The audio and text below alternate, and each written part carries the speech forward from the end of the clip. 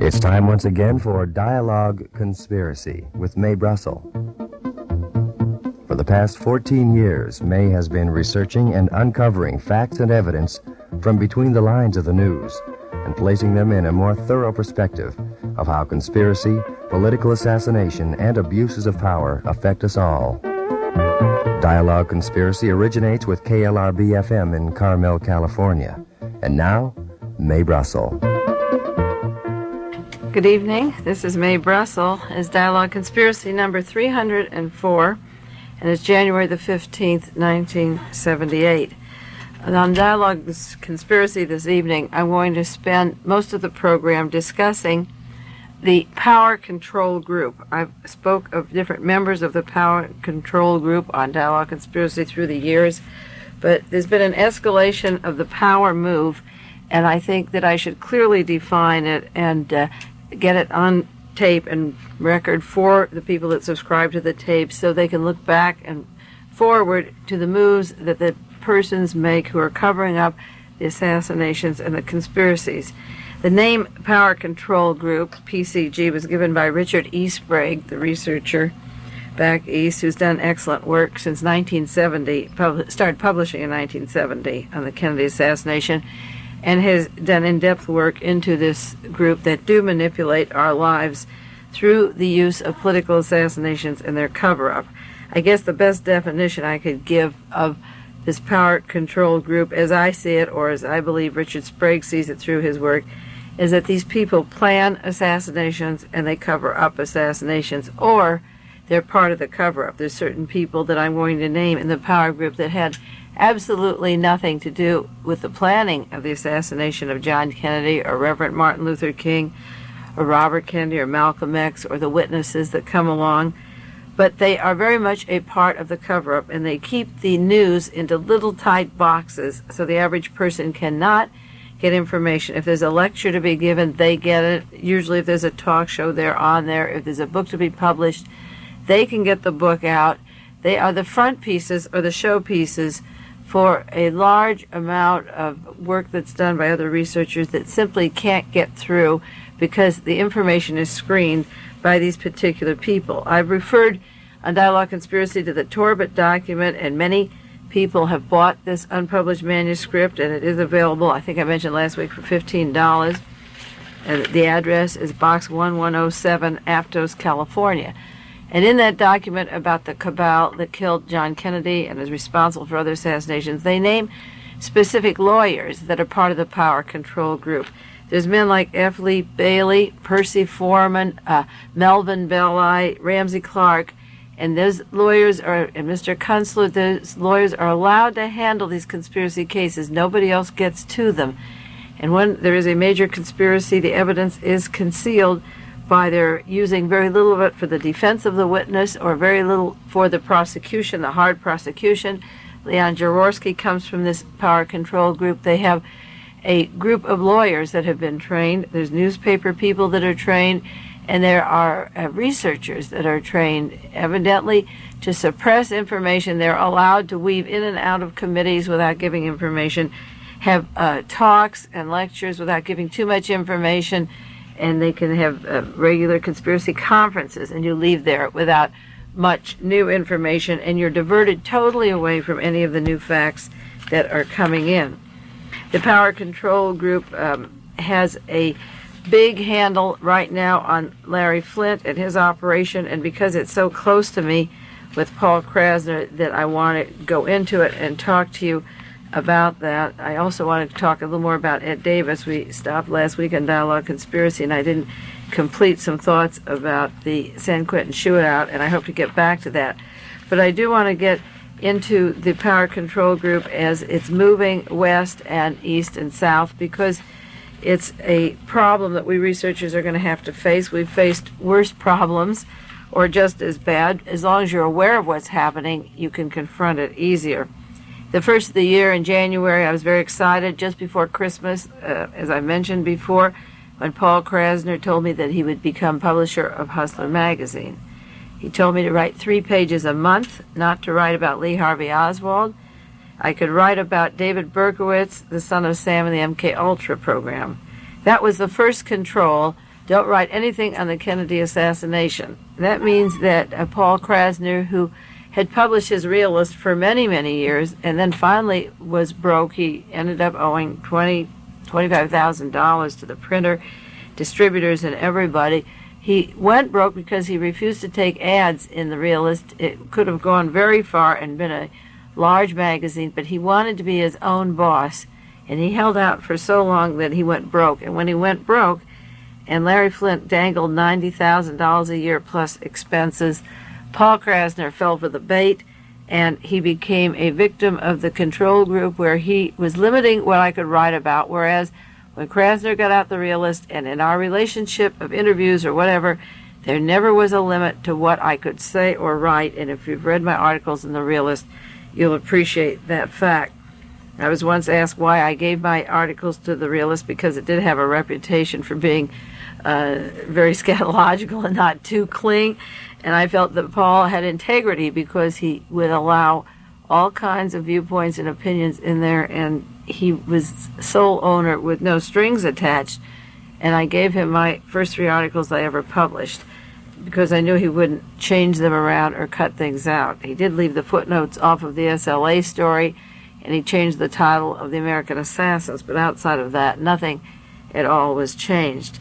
A few weeks after I spoke to Paul, and at the time that he told me to write about Sam, I didn't realize that Larry Flynt was collecting between $63,000 and $100,000 to put up ads in 42 newspapers offering for information on the killing of John Kennedy. And I didn't know that information would have to go through Dick Gregory or Mark Lane. And I have always considered Dick Gregory and Mark Lane part of the Power Control Group. The Power Control Group, as far as the John Kennedy assassination goes, and this hasn't got to do with lawyers or oil industrialists and various corporations, the specific people involved in the cover-up of the Kennedy assassination are Robert Groden, who used to work for Time and Life, Mark Lane, who wrote Rush to Judgment.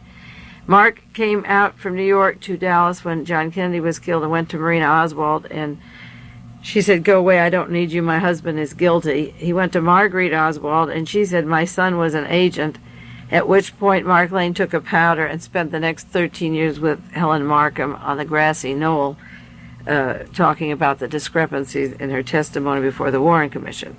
Mark has no relationship going with Marguerite Oswald, even though it did become evident that the CIA did have assassination teams and that there were about 38 to 40 reasons to believe that Marguerite Oswald's son worked for the intelligence community.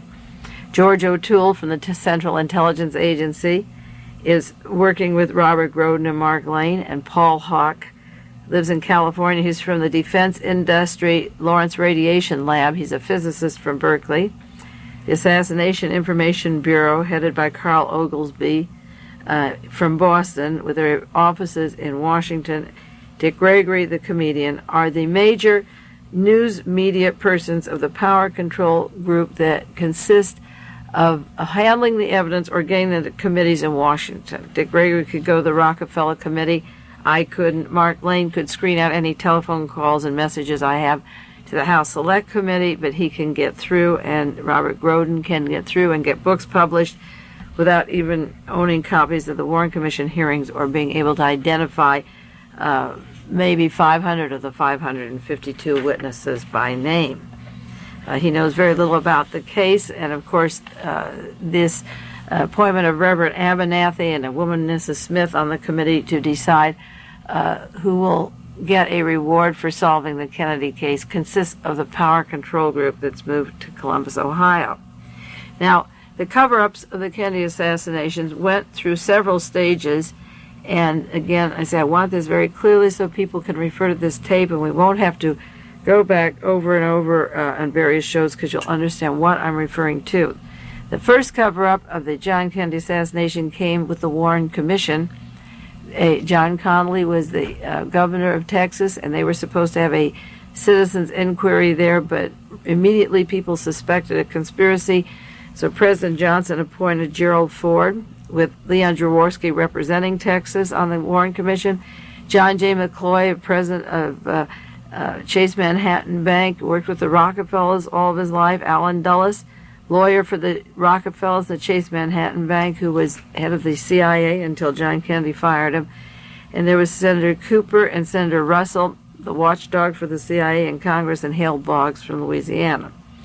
The Warren Commission was meeting suspicions right along while they were working, but they locked up and closed their offices. And after 1968, when Robert Kennedy was killed and Martin Luther King was killed, Bernard Fensterwald opened up his committee to investigate assassinations in Washington. And that became the second location of cover-ups, with their computers funded by men like Lou Russell as conduit of money. He represented or worked with the House On-American Activity, worked with Richard Nixon's internal security subcommittees.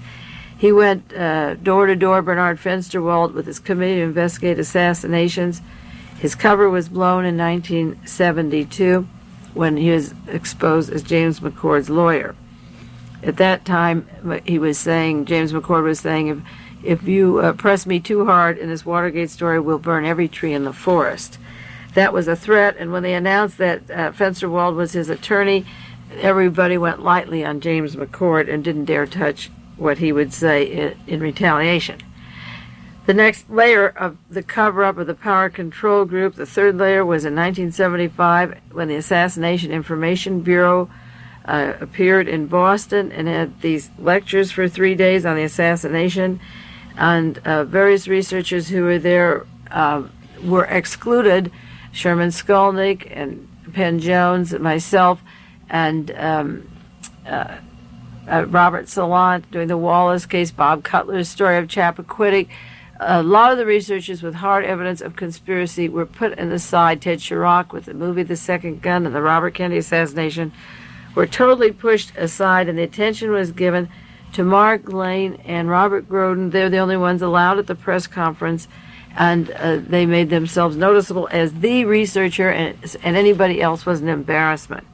Lane pushed at that time for the House Select Committee to open up the Kennedy assassination, and the fourth escalation of the Power Control Group was the movement of Mark Lane to Washington, D.C. in 1975. He moved up there with his committee. By 1976, 77, the House Committee was funded their $1 million for a 2 years investigation into the John Kennedy assassination and the Reverend Martin Luther King assassination.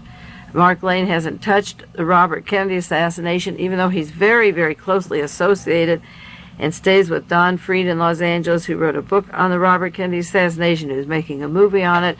One of the clues of how exclusive the congressional group would be was that they wouldn't touch the Kennedy assassination or the Wallace shooting or the drowning of Mary Jo Kopechne at Chappaquiddick, even though those three would be the easiest to solve because they have direct links to the Hughes organization, to Howard Hughes, to Robert Mayhew, to Tony Lasowitz, to the Watergate defendants. They were excluded, and no mention of them was made. So Congress passed that money and has spent a year and $1 million, and with that, Mark Lane moved to California, and that's the next move of the Power Control Group after the Congressional Committee was set up. This was the fifth branch of the cover-up to start the Kennedy and King assassination. They will end their committee a year from now by saying Oswald didn't do it alone, but they don't know who did it, and that will cost the taxpayers $2 million in 2 years, and it's a massive cover-up. Mark Lane moved to California. He had to know something was coming down. He's a writer, attorney, lecturer. The committee back there has subpoena power.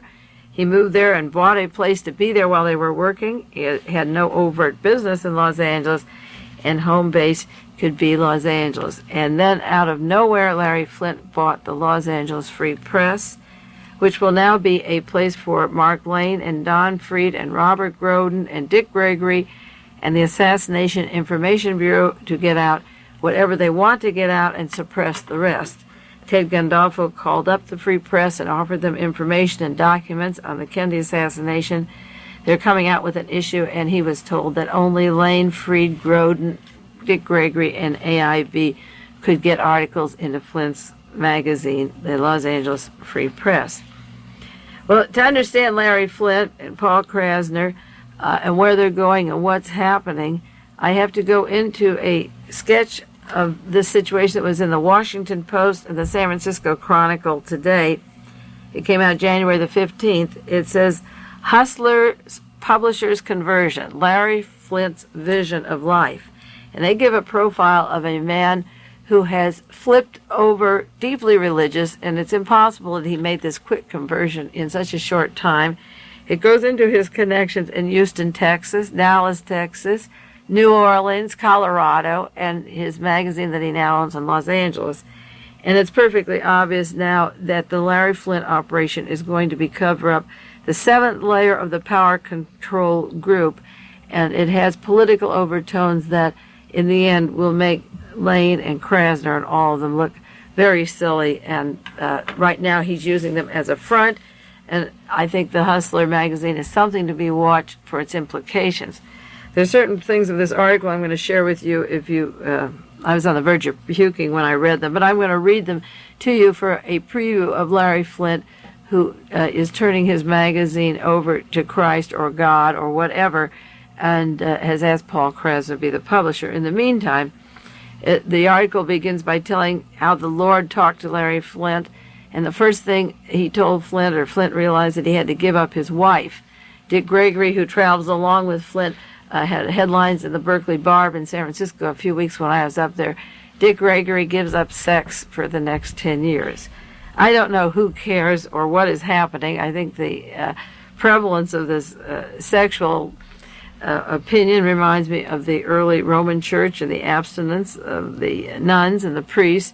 And Dick Gregory is advertising that he's not having sex. So Larry Flynt says that he talked with Jesus, and he said, I promise to see myself castrated, to look down with no sexual organs, and said, it's okay, God, if that's your will. He saw the Lord taking his wife away from him in accident or death, and the Lord was holding Lenny Bruce, half of Lenny Bruce. He didn't say if it was the half with his genitals or without, but he was in Bruce's arm. Larry Flynt now says that LCF, those are his initials, mean Lord Christ the Father, and that LB for Lenny Bruce means Lord Behold. Flynt just bought a $275,000 estate for his wife as a substitution for sex. She used to live in Evergreen, Colorado, and explains why he likes Colorado, because the mention of God on the state insignias, and she's living under a mountain dedicated to Christ. So he's purchased this for Christmas. He took her out with a salesman by helicopter and located this $275,000 estate. After that, his conversion took him away from home to Fayetteville, North Carolina, to be with Jimmy Carter's sister, Ruth Stapleton, and with the most extreme right-wing fundamentalists in the South who call themselves the Christian Patriots. He went down there where he visits, among other people, visited Charles Colson, a White House plumber who worked with E. Howard Hunt and the assassination teams. And it's interesting that Flynt is offering $1 million to find out who killed Kennedy. I think if he gave us $1 million, we'd find that Charles Colson and E. Howard Hunt had a little finger in the Wallace shooting, in the Kopechne drowning, in the Wilbur Mills murder, the Congressman Wilbur Mills. I think we would find a lot of things that Charles Colson had his finger in, or even the automobile accident of Murray Chotiner. It's interesting that he's meeting with the White House plumbers team member, while on the other hand he's offering a reward for just the killing of Kennedy. Now the patriotic Christian, the Christian patriot scares me. It reminds me of Nazi Germany. He calls himself a Christian patriot, and he defines himself as, he says, Christian patriots are to Christians what American patriots are to Americans. They are willing to die for their country. When I think of the links of Ruth Stapleton and Jimmy Carter to Mr. Brzezinski, and the possibility of a Cold War against Russia with a white Russian as heading our National Security Council and advising the president, and the propaganda lately against Russia, that I have article after article stepping up on the Cold War really escalating, even stories like the Russian flu and doing tongue and throat checks at airports. Now they're going to have doctors checking for people who come in from Russia. We're escalating this terribly, and he's beginning to talk about belonging to a group who are willing to die for their God and country. Then Flint began to join up, of course, with Bob Harrington from New Orleans, the home of Clay Shaw, and the assassination teams from the Bay of Pigs, just coincidentally. Brother Bob is converting Christians like mad, and he seems to be the rolling minister around the South. Larry Flint bought him a $155,000 motor coach outfitted with all the accoutrements he needs, and he carries what he calls success sacks to turn people into preachers. Meanwhile, Flint's flying around the country in his own jet plane, looking for a 727 to buy, equipped with luxuries. There's mention in the article that Ruth Stapleton wants him to help finance a religious center near Dallas. I wonder how close to Dealey Plaza it is. And then Flint was in Houston, Texas, offering confessions and invited to the church to worship with Ruth Stapleton. And of course, Houston, Texas is a city that's been mentioned with regard to Burt Lance and John Conley's mutual banking interests with persons from Saudi Arabia. They're hitting all the great spots that have a reference or an association in my mind with the Kennedy assassination, the New Orleans, the Dallas, the Houston, and the extremist right-wing church group that Flint is in. I can see what happens now that Flint has this terribly obscene magazine, and attention is called to him by an arrest that no other publisher had. Men from Gallery, Playboy, Penthouse, none of those magazines were arrested, and Flint was arrested, and it got a lot of publicity. And then after he's arrested, the President of the United States' sister calls him and says, "I want to come stay with you." And now he becomes a national hero, and I'm wondering if the purpose here isn't to equate the other magazines with dirt, the magazines that are carrying articles, very good articles by Fletcher Prouty and other persons on the Trilateral Commission and Jimmy Carter. These magazines are carrying stories about the Mormons and the CIA and the assassination teams and the Hughes organization, and there's a lot of good material coming out, but the only one that publishes it is this type of girly magazine. These magazines on the stands that carry political articles also are filled with a lot of nudity. So if Flint gets this great Christian conversion and sees God, then the others must be Antichrist to continue what they're doing. If he changes his magazine, then they are the opposite of Antichrist, and I can see a purge coming here to associate people who send information to those magazines as being dirty. Now, Althea Flint, his wife, has her home in Colorado Springs, as I say. He said the state motto is nothing without God. She'll reside at the foot of the mountain range called the Blood of Christ. And Larry Flint is saying that part of my calling is to enlist more Christians to become Christian patriots. And I hope he doesn't mean by that definition that they are going to be put into another war coming soon that we haven't been told about. He's going to turn his corporation into a non-profit company to publish illustrated Bibles. He's going to produce spiritual and religious roots, and his new airplane will be decorated with religious symbols. Now, in summary, this is the way I see the whole thing. Nelson and David Rockefeller, of course, at the top of that triangle, the Power Control Group and the Chase Manhattan Bank, were instrumental, along with a lot of other people, in rearming Germany financially and psychologically, putting Hitler into power and promoting this anti-Semitic talk and the doctrines that Hitler used, and protecting Hitler and their agents when the war was over by not telling half of what the Nazis did while they were in action with their experiments. The Dulles lawyers, Allen Dulles, the lawyer, with John Foster Dulles, the Secretary of State, imported these Nazis into this country. Rockefeller with the Bilderberger Group and the Council of Foreign Relations do not wear armbands. They don't goose step, but they can finance through the government or otherwise their Fensterwalds and Colsons and Hunts and Liddies and Robert Mardian and the Nazis that are in or out of government. And they can also arrange for Mr. Flint, who has unlimited money, 20 or 30 million, just from the hustler, which is really hard to believe, and make him go from pornography to Jesus. And Flint now travels along with the president's sister, as I said, to locations, contacts in New Orleans, Colorado, Dallas, Houston, and mouthing some pretty dangerous and scary information. I can't believe that his big ad on Who Killed John Kennedy is going to pull in the answers. I'm very afraid of it. I called their office and gave information about my opinions on this subject. Ruth Stapleton may want to build some kind of Christian monument in Dallas. I wonder what it is or why she wants to do it.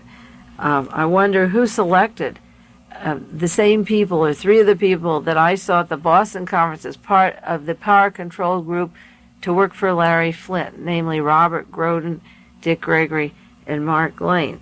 And what will they do with the information that's coming in? Mark Lane has told Ted Gandolfo that they're getting a lot of information on the assassinations. Will those witnesses be killed? Will the documents be turned around? What will happen? In 1976, I was so worried about this cover-up in November of 76 that I mimeographed a page and I inserted it in letters to congressmen and public officials and different persons doing research. And it had to do with the world Nazis and Walter Dornberger and specifically Mark Lane. And I asked the question, I'll read to you what I wrote in 1976 because we're starting 1978 and it's pertinent with these people in a position of controlling the LA Free Press, the Hustler, the information coming in that replaces Bernard Fensterwald's committee. This is what I asked in 1976. Why have Mark Lane and Bernard Fensterwald, George O'Toole, Robert Sam Anson, the Boston-based Assassination Information Bureau, and the researchers around Mark Lane protected the Nazi links to the Kennedy assassination? Why are they protecting Ruth Paine and Lee Harvey Oswald's links to Michael Paine when Michael Paine was employed by war criminal Walter Dornberger at Bell Aircraft? Bell Aircraft, like Hughes Aircraft, has used contracts for the Vietnam War. Ruth Paine was responsible for Lee Harvey Oswald's getting the job at the Texas School Book Depository. Clay Shaw was linked directly to the world Nazis of World War II, Nazi General Reinhard Gehlen, and the CIA and Allen Dulles. November 1976, none of the above researchers wrote or lectured or suggested any role that Marina Oswald, Ruth Paine, Michael Paine, and the entire Russian Solidarist group with their links to Nazis, Young Americans for Freedom, and the Gehlen spies in Russia. None of these were mentioned by any of the above researchers regarding Marina and Lee Oswald. Why this silence after 13 years, and now it's 14 years? Why is there effort to discredit those people who are the closest to the truth? To leave the Nazis out of the Kennedy assassination is identical to leaving Howard Hughes out of Watergate. We saw the cover-up before. They will happen again, these cover-ups. The question is why, and the question is how long. Now the answer is, this is a year later, a year and 2 months later since I wrote that, and we have a new source of cover-up. I don't know what Larry Flint's going to do with Hustler. I know that I will not write for it. I certainly could use the money. Paul Krasner said I could have $500 a month to write a 3-page article. I could use it very easily to buy books and tape recordings or my reels and postage stamps and long-distance calls, but I would not do anything. I will submit to Paul Krasner what he told me not to submit, and that is a 3-page story on Lee Harvey Oswald. I'll mail it to him this week, and if he doesn't print it, he absolutely is taking orders from them, and if he prints it, he's his own boss. But I can't believe that there's any way that this isn't going to come to a lot of pain to people who send in information. They should be very careful and think twice, and they should challenge the whole operation there in Columbus, Ohio. There's an ad by Larry Flint in More magazine in October 1977 with a picture of Lenin and just his address and telephone number with an anti-communist face. I think he means that these Christian patriots will use their energy for another war. I think we could be on the brink of another war, just like we went in the Vietnam War. It could be the Middle East next time, and we'll be tested. I think this is a serious game they're playing. We'll watch it in the future. That's my analysis of the power control group on the Kennedy assassination. We'll watch it. I hope I'm wrong, but this is the way I see it today. This is Mae Brussel. It's Carmel, California. I'll see you next Sunday night on Dialogue Conspiracy. You've been listening to Dialogue Conspiracy with Mae Brussel.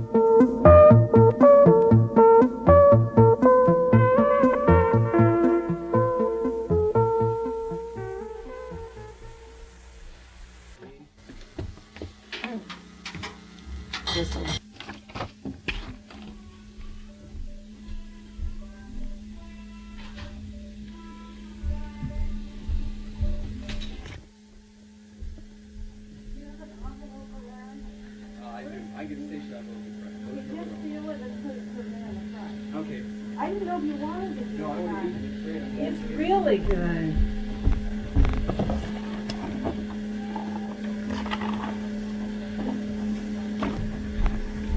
The implications, because who else, what other county can they run for? Bye-bye. Thanks, Dave.